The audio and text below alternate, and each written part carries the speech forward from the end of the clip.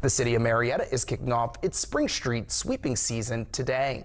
Public Works crews are starting on the even-numbered or east side of Front through 10th Streets before circling back to sweep the odd-numbered side.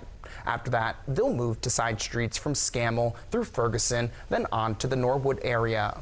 Residents can help by moving their cars to the opposite side of the street when sweepers are in their neighborhood.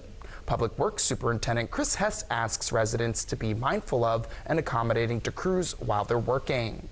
With the amount of debris, we can't really give a definite timeline when they may be in their particular neighborhood, but if they can just keep an eye out, we'll try to keep you updated daily where the sweeper may be.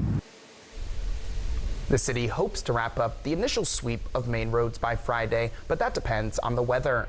Street sweeping is just one part of the city's spring maintenance push.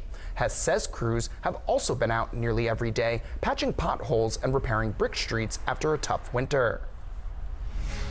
Up next.